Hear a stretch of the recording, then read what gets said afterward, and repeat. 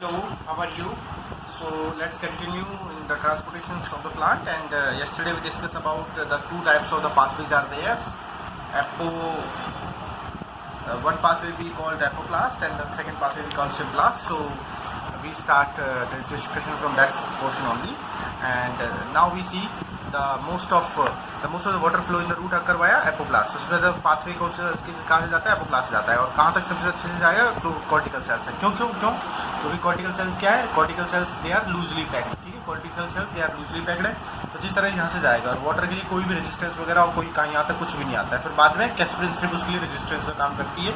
और साथ साथ में in this portion the endodermis portion also यहाँ पे क्या होता है? सुबराइज सेल्स होती है. ठीक है, सुबराइज सेल्स मीन्स सुबरिंग प्रेजेंट होता है. सुबराइज सेल्स होती है जिसकी वजह से भी ये इम्पेनिट्रेटेबल हो जाता है वाटर के लिए. Now we understand the water moves through the symplast and again cross the membrane to reach the cells of the xylem.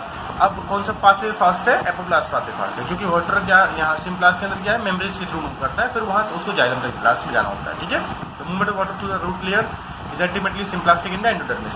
Finally कौन सा सिर्फ पाथवे रहेगा? एंडोडर्मिस के बाद सिर्फ सिम्प्लास्टिक पाथवे रहेगा. फाइनली कौन सा पाथवे रहेगा? सिर्फ सिम्प्लास्टिक, क्योंकि एपोप्लास्ट कैस्परिन स्ट्रिप ने रोक दिया.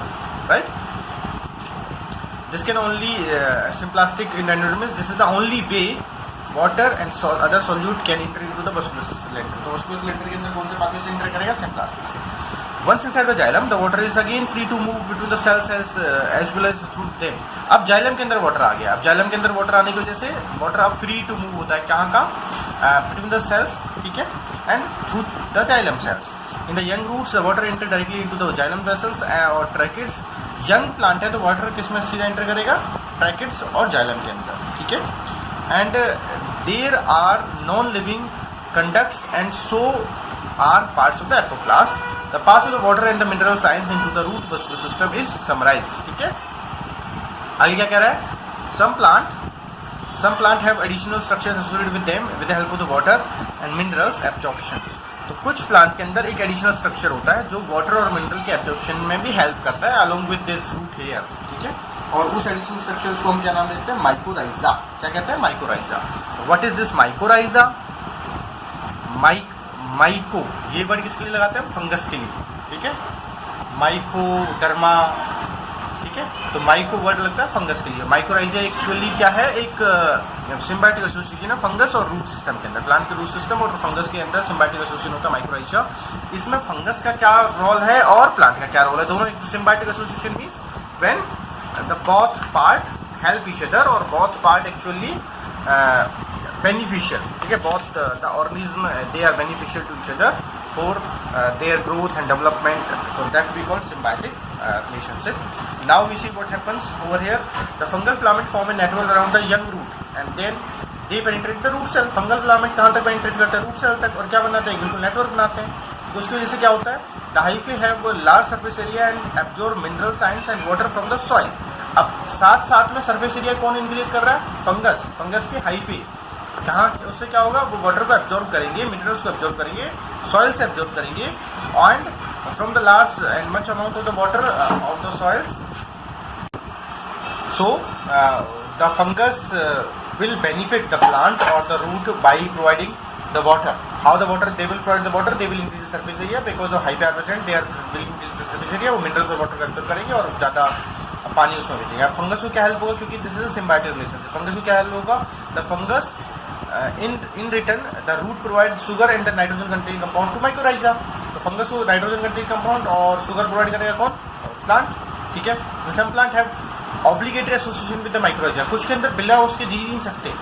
प्लांट बिना फंगस के जी नहीं सकते, उसके रूट के अंदर फंगस होना चाहिए, तो इसको ऑब्लिगेटरी एसोसिएशन होता है.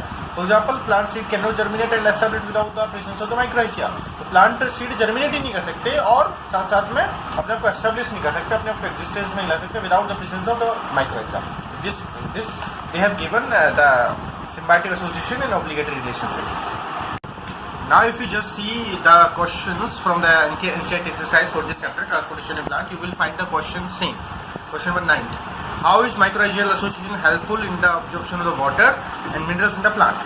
तो इसका आंसर अभी यहाँ दिया रखा है. ठीक है, mycorrhizal association कैसे प्लांट को हेल्प करती है वाटर और मिनरल्स के एब्जॉर्प्शन में. ठीक है, so this signifies the presence or this signifies the importance of this topic and concept.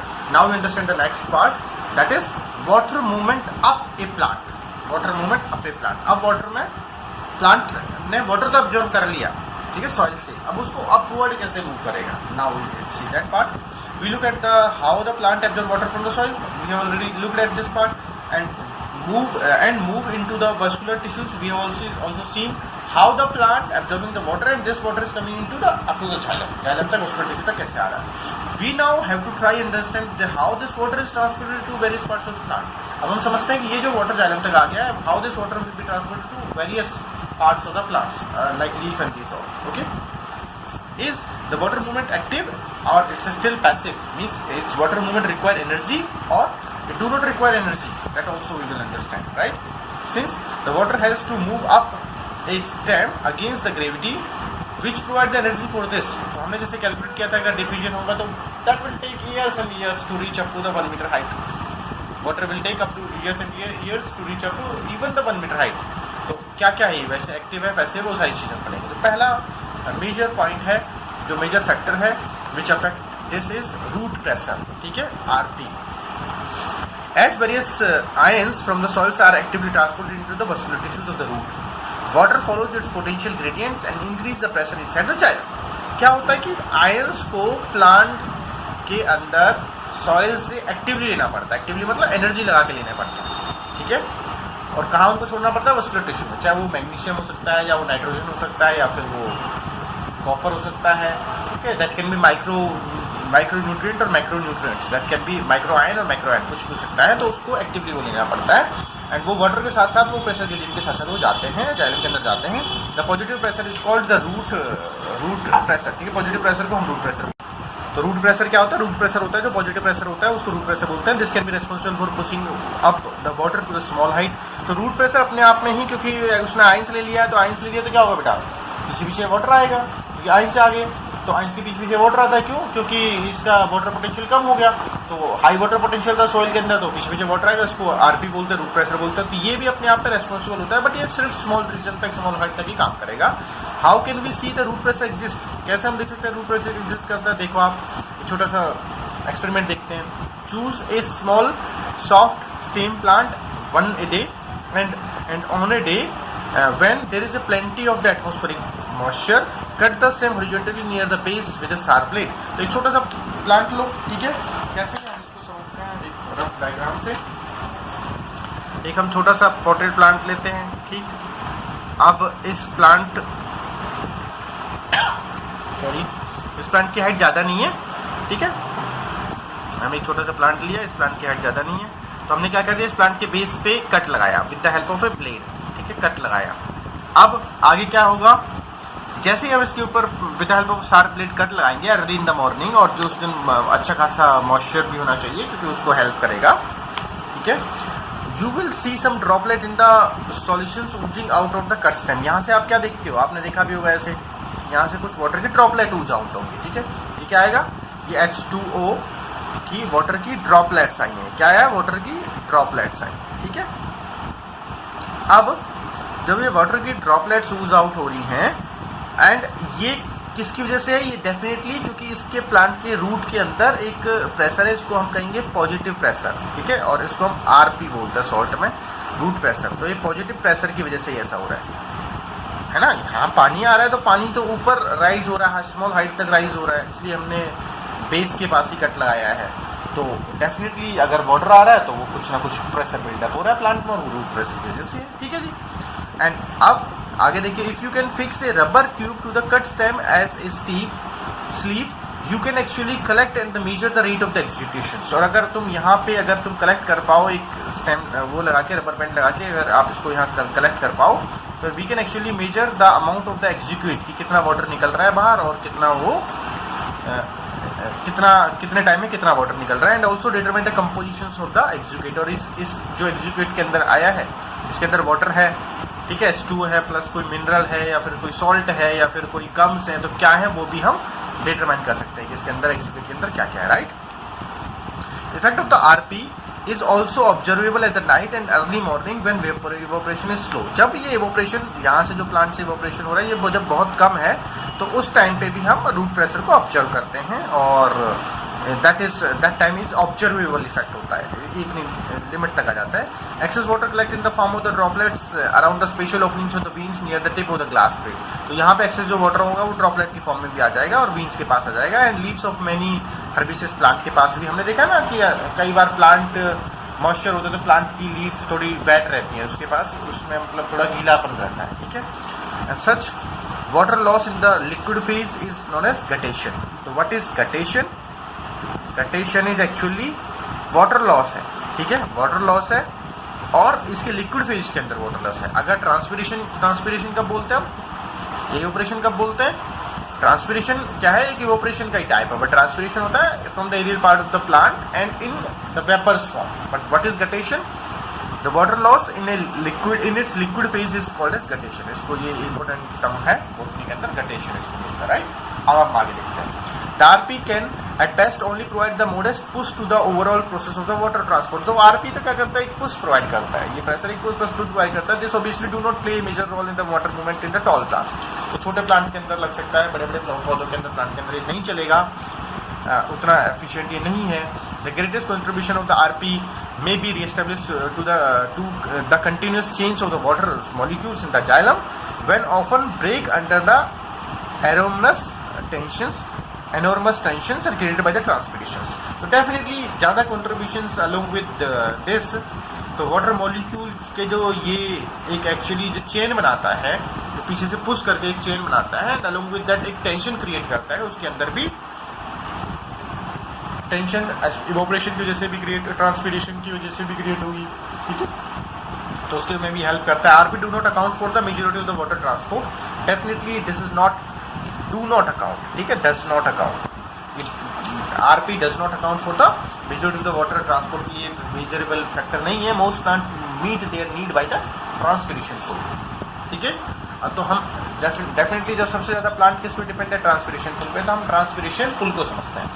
Transpiration you understand the evaporation of water from the upper surface of the और aerial surface of the plant.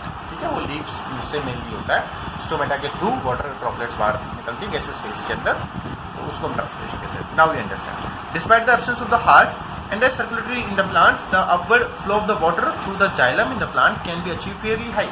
Plant के पास कोई heart नहीं, कोई circulatory system नहीं हमारी तरह का, फिर भी उसके अंदर बहुत अच्छे रेट से अपवर्ड फ्लो वाटर का बना रहता है. ठीक है, this is because of the transpiration pull on. ठीक है, now see the next page. Up to 50 metre per hour, और इसकी रेट कितनी हो सकती है, 50 मीटर पर आवर हो सकती है. तो एक घंटे के अंदर 15 मीटर तक पानी चढ़ा सकता है. कौन? ट्रांसपिरेशन पुल, जो ऊपर से पानी इवोपरेट हो रहा है. कौन सा ट्रांसपिरेशन पुल? जो ऊपर से जो पानी इवोपरेट हो रहा है, वो वाला जो प्रेशर लग रहा है प्लांट पे. This is very efficient and sufficient and this can actually ये वाला जो प्रेशर लग रहा है, ये कितना रेट इसकी बताइए, 15 मीटर पर आवर. ठीक है, सो एक अच्छी रेट है. ठीक है, इसकी रेट इतनी बताई है. गटेशन आपको समझ में आ गया होगा ये टर्म भी. Now we understand the next. How is this movement accomplish, कैसे कंप्लीट हो रही है ये. A long standing question is whether the water is pushed or pulled through the plant. Most researchers agree that the water is mainly the pull through the plant and driving force for this process is transpiration from the leaves. तो water क्या होता है, water को धक्का लगता है या water खिंचता है. Either we are pushing the water or we are pulling the water. So even we and most researchers they are agree that we are actually pulling the water. ठीक है, पुल फोर्स लगता है वाटर के ऊपर. This is referred as cohesion, tension, transpiration, pull model. क्या बोलते हैं इसको? Cohesion, tension, transpiration, pull model. What is cohesion? Cohesion force is actually force which exists between a molecule or a substance only. Water के बीच में जो force है वो cohesion force है. कैसे? अगर हम ये देखें, जैसे इस बोतल के अंदर वाटर है. ठीक है, अब ये वाटर के एक पर्टिकुलर शेप है, वाटर के बीच में भी अट्रैक्शन फोर्स है, तो वो अट्रैक्शन फोर्स कौन सा है? कोहेशन. और वाटर और इस बोतल कंटेनर के ऊपर जो अट्रैक्शन फोर्स आएगा वो कौन सा होगा? वो एडिशन. अगर वाटर इससे स्टिक हो रहा है, अगर वाटर इस प्लास्टिक बोतल से स्टिक हो रहा है, कोई ग्लास बोतल से स्टिक हो रहा है, तो वो एडिशन फोर्स है. एडिसिव से बोलते हैं फेविकोल को, जो आप लास्ट जो देख सकते हैं. ठीक है। तो cohesion, tension, transpiration, pull model इसको बोलते हैं। तो इसका मतलब most researcher they are agree that this is actually a model where the plant actually pull the water, right.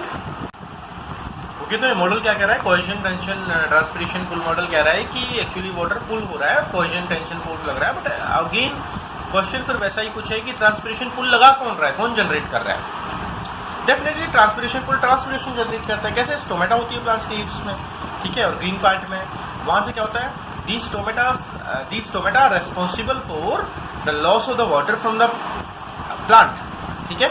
the water is transitioned in the plants, definitely less than 1% of the water reached to the leaves is used in the photosynthesis। सिर्फ कितना, 1% से भी कम जो कहाँ तक पहुँच गया है, जो लीव्स तक पहुँच गया था। 1% से भी कम वाटर को तो सिर्फ हम फोटोसिंथेसिस में यूज कर रहे हैं, बाकी क्या कर रहे हैं हम, most of it loss to the stomata in the leaves. 99% water तो स्टोमेटा से लॉस हो रहा है जो टॉप तक पहुँच गया है, ठीक है। Then this process is called as transpiration, and actually we have studied that transpirations, if you want to demonstrate this, whether the plant are really transpiration, this process is going on, whether they are really transpiring, then we can see that if we cover it with a polythene bag, a potted plant, and a stick in the another experiment, in the another setup, the same experiment but in another setup, and we will observe the water droplets are formed inside the polythene bag but not on the stick, because the water is evaporating from the leaves or from the plant. You can study that water loss from the leaves using cobalt chloride paper also, and this paper turns its color by absorbing water। तो इस तरह से हम experiment करके ये भी देख सकते हैं, जैसे अभी हमने ये एक्सपेरिमेंट किया रूट प्रेशर का, ये भी देख सकते हैं, ठीक है। बेसिक 10th क्लास में दिया हुआ है, and that is in 10th class video. अब हम समझते हैं actually what is transpiration in detail. अभी तक जिसका हम नाम पढ़ते आ रहे हैं, ऑपरेशन ट्रांसपिरेशन, ट्रांसपिरेशन तरह का ऑपरेशन है, तो उसको हम डिटेल में पढ़ते हैं, and what are the various plant components which are involve, and वो कैसे होता है, ठीक है। तो transpiration is evaporation loss of water होता है जो प्लांट के थ्रू होता है, इट्स मेनली स्टोमेटा के थ्रू होता है। If stomata is singular then it should be stoma. तो स्टोमेटा अपने आप में क्या प्लूरल वर्ड है, similar to bacteria. Bacteria is itself is a plural word, तो बैक्टीरियाज गलत टर्म है, स्टोमेटाज गलत टर्म है, ठीक है। And stomata is itself is a plural, and beside the loss of the water vapors in the transpiration, the exchange of the oxygens and the CO2 in the leaves also occur through these stomata। तो हमें पता है stomata का function क्या है, water का loss करते हैं, ठीक है। ट्रांसपिरेशन क्या होता है उसको हम बोलते हैं, ऑक्सीजन CO2 का एक्सचेंज करते हैं। नॉर्मली स्टोमेटा और open in the day time and close during the night, normally क्योंकि जब फोटोसिंथेसिस करता है प्लांट तो स्टोमेटा दिन में ओपन खुलते हैं और रात में बंद हो जाते हैं। The immediate cause of the opening and the closing of the stomata is change of the turgidity of the guard sales. अब स्टोमेटा को खोल कौन रहा है, कोई वहाँ कोई कंट्रोल करने के लिए तो बैठा नहीं है प्लांट में कि कोई डंडा लेके बैठा है कि इसको खोलना है, बंद होना है, दिन है रात में। एक्चुअली जो टर्जिडिटी होती है दैट वी जस्ट अंडरस्टूड, ठीक है, फ्रॉम द लास्ट क्लासेस की what is turgidity. So this जो last we have given a diagram also, this turgidity is responsible for opening and closing of the guard cells, और guard cells open close होंगे उसकी वजह से ही water loss होगा और जो अपर्चर है वो ओपन हो जाएगी, ठीक है। अपर्चर और स्टोमेटल पोर एक्चुअली अपर्चर होती है, and the turgidity increase within the two guard cells and flanking each stomatal aperture or pore, and the thin outer wall bulges out and force the inner wall into the crescent shape, ठीक है। तो उसकी shape change हो जाती है, and the opening of the stomata is also due to the orientation of the microfibrils the cell wall of the guard cells, ठीक है। The cellulose microfibrils are oriented radially rather than the longitudinal, making it easier to open the stomata. Cellular को जो माइक्रोफाइबर्स हैं वो भी कैसे, दो चीज़ें, एक तो टर्जिडिटी, दूसरा जो माइक्रोफाइब्रिल्स है। माइक्रोफाइबर मतलब पतले पतले जो धागे हैं, वो धागे कैसे बने, वो धागे बने वो सेलुलोज के, और सेलुलोज के धागे कैसे होते हैं, रेडियली होते हैं लॉन्गिट्यूडनल की जगह, ठीक है। क्या देख पा रहे हैं, माइक्रोफाइब्रिल इन दिस डायग्राम, ठीक है। इन microfibrils are made up of what, cellulose, ठीक है जी। कैसे हैं ये हैं रेडियली, तो इसको रेडियली है तो इससे क्या होगा, ऐसे खींचना, क्योंकि ऐसे हैं, ठीक है, ये खींच लेंगे, ओपन कर देंगे इसको, ये वाली चीज़ है, दे कैन अपार्ट, ठीक है, they can open out, right. Now we see when the guard cell lose turgor, the water loss or the water stress or the elastic inner walls regions original shape के अंदर आ जाएगा। Guard cells flaccid हो जाएंगी तो stomata बंद हो जाएगी। तो याद रखना, जब टर्जिड होगी तो स्टोमेटा ओपन होगी, ठीक है। और जब फ्लैसिड होगी तो स्टोमेटा क्लोज होगी। फ्लैसिड कैसे, you can understand again with the help of the diagram, ठीक है। ये डिपेंड करता है कि ग्लूकोज कितना इंटर कर रहा है उसके अंदर, गार्ड सेल के अंदर कितना फोटोसिंथेसिस हो रहा है। ये फ्लैसिड है तो इसमें तो स्टोमेटा क्लोज हो जाएगी, ठीक है। और if we talk about single opening, stoma close हो जाएगी, यहाँ स्टोमा ओपन हो जाएगी, ठीक है।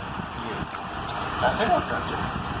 Now usually the lower surface of the dorsi, अब ये स्टोमेटा के बारे में बता रहे हैं कि usually on the lower surface of the plants और of a dorsiventral leaf often dicotyledonous plant के अंदर किस तरह की लीफ रहती है, डोर्सीवेंट्रल। डोर्सी मतलब दो सरफेस होती है, ऊपर भी और नीचे, ठीक है। ऊपर की सरफेस अलग और नीचे की सरफेस अलग, उसको कहते हैं डोर्सीवेंट्रल। किस तरह का होता है, डाइकोट प्लांट के अंदर रहता है। तो किस सरफेस के ऊपर ज़्यादा स्टोमेटा रहेगा, डेफिनेटली लोअर सरफेस पे। Why the greater number of the stomata are there on the lower surface, because that is not in direct contact with sunlight. तो यहाँ वाटर को थोड़ा प्लांट बचा के रखेगा, क्योंकि अभी हमने पढ़ा like only 1% of the water is used in the photosynthesis, 90% of water is getting loss in the transpiration.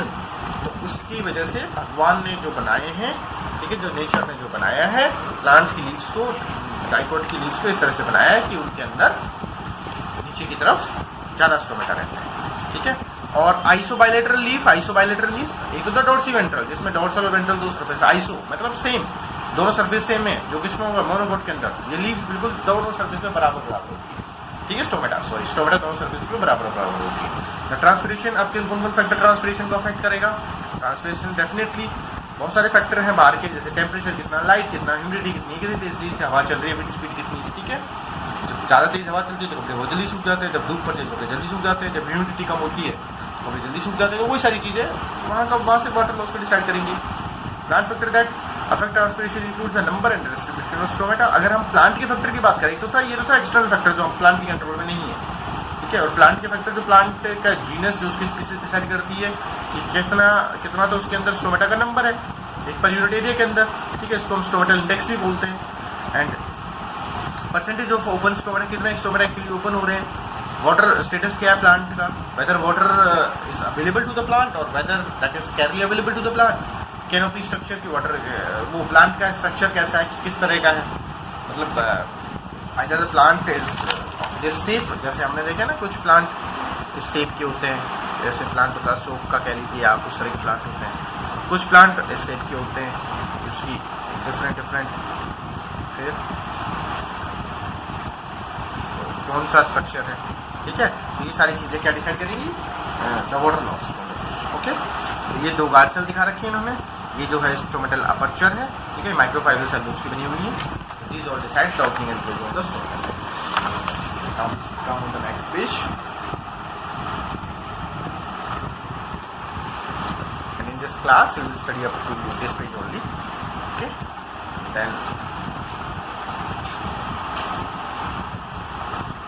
now we understand what are the different forces which are acting in that theory, and the theory was this, the cohesion, tension, transpiration, this one, the cohesion and tension, transpirations, pull model, ठीक है। तो एक तो था cohesion force. Cohesion force क्या होता है, mutually जो अट्रैक्ट करता है वाटर मॉलिक्यूल। एडिशन फोर्स क्या है, वाटर मॉलिक्यूल जो पोलर सरफेस दूसरी सरफेस पे जो अट्रैक्ट करता है, जैसे ट्रैकेड एलिमेंट्स पे। सरफेस टेंशन क्या है, सरफेस टेंशन एक्चुअली जो water molecule they are attracted to each other in the liquid phase more than the water in the gas phase. Surface tension क्या होता है, एक्चुअली जो सरफेस के ऊपर जो टेंशन लगती है, बिल्कुल जो वाटर के सरफेस के ऊपर जो टेंशन लग रही है उसको हम एसटी बोलते हैं, सरफेस टेंशन बोलते हैं। And this ST is more in the water compare to the gases phase, definitely, ठीक है। The property which you study in detail in this the physics subject and as well as the chemistry के अंदर भी आप पढ़ते हैं। And that process, the properties give rise to the water high tensile strength and ability to resistant a pulling force. This is the high capillarity कि छोटी-छोटी capillaries formations होती हैं, इनके through water फिर rise होता है, चढ़ता है। Okay, now the next part we will see in the next video. Wait for that.